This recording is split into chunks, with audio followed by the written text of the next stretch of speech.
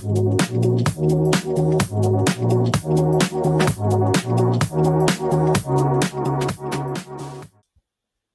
team, I'm Alex. Welcome to the channel.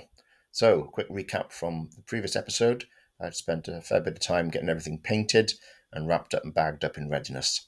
So now all that's done, it's time to start building the engine. So first off, it's getting the oil pump fitted. Got to turn the engine block upside down, and there's a big screw bolt that holds it all together from underneath. Get that fitted, then turn it the right way up and reinstall the remaining components. Unfortunately, I've only got 2 photographs of this, so that's what it is. Went together without any problems.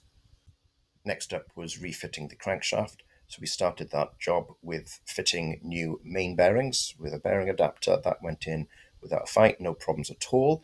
And then we just had to ensure that the oil feed lines were in alignment. We did that with a wire test.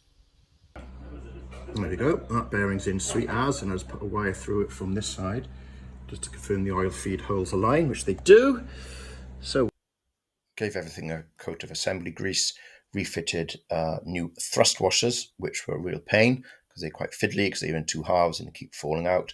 Notwithstanding that, got those in, and that allowed the crank then just to be inserted into position, and that's that done. Okay, the crank is in. And it turns fine. There's a locating dowel there. That's neatly caught the center one as it should do. And then just in there at the top, you can see the thrust washers, which were bastard to fit because, of course, they were in 2 halves. So they kept falling out.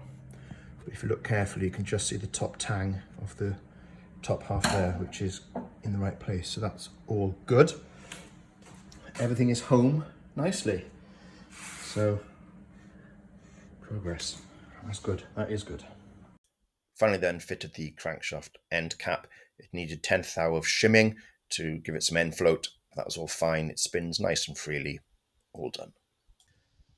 Camshaft next, quite straightforward, having to depress the oil plunger though. Here's a quick video of it post installation. So the cam is in, with a little help from Alan and a big screwdriver, because you just have to compress the oil plunger here, which I've already fitted. So that was fine. So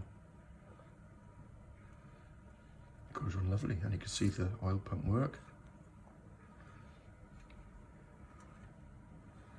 And it doesn't make a noise. With the cam and the crank in, can now fit the front oil pipe work, which was done, just bolted together through the various unions. We did a quick test then with an oil can pushing oil through just to check that oil was thrown through the pipes and out of the correct places. Okay, so I'm going to put a little bit of oil in there. We pump it. We see the oil is coming out of the bearings there and out the top there. So that is awesome.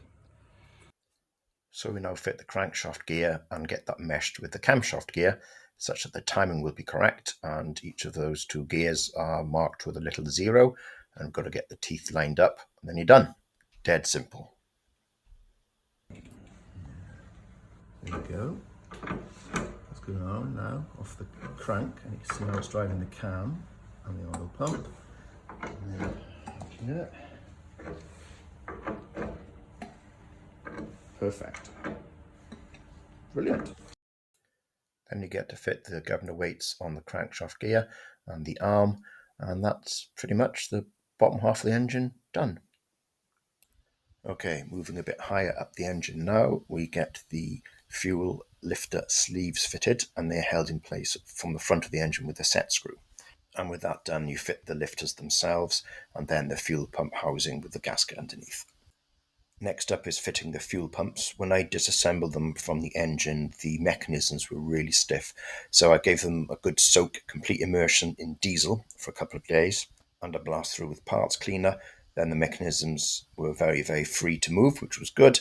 The pumps themselves then just bolt in, no problems with that. And you hook it all up to the governor with some springs, which are inside the fuel pump housing. I don't have a video of that, unfortunately, but the next couple of videos show the fuel pumps as integrated in the vehicle.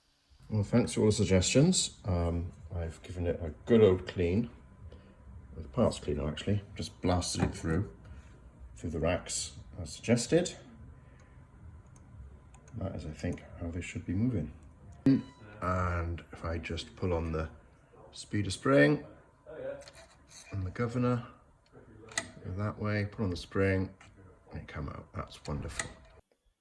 Fitting the cylinders and pistons next is very straightforward. The cylinders just slide down the long studs and rest on top of the block. The pistons then are installed with a piston ring compressor and driven through.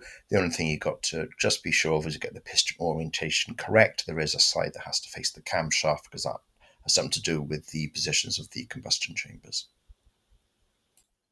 Cylinder heads are then fitted and they are locked down with 4 bolts. It's very, very mechanical. Put them on, bolt them down. Very, very straightforward. And with those in place, you can then connect all the oil lines that go up to the rockers and also fit the injectors and get those clamped in place with the clamps that go across the top. Fit the rocker covers and all of a sudden it's looking very, very much like an engine. Then the final facets of the vehicle are installed. We've got the cover plate for the camshaft and crankshaft, got the inlet and exhaust manifolds, they're on okay. Fitted then the fan shroud and the flywheel. And last up is the starter motor. And with all that in place, we're good to go. But you'll have to wait for the next episode for that. I do hope you have found this informative. Thank you so much for watching and getting this far. If you have done so, please like, comment and subscribe. And I'll see you at the next episode. Thanks for watching.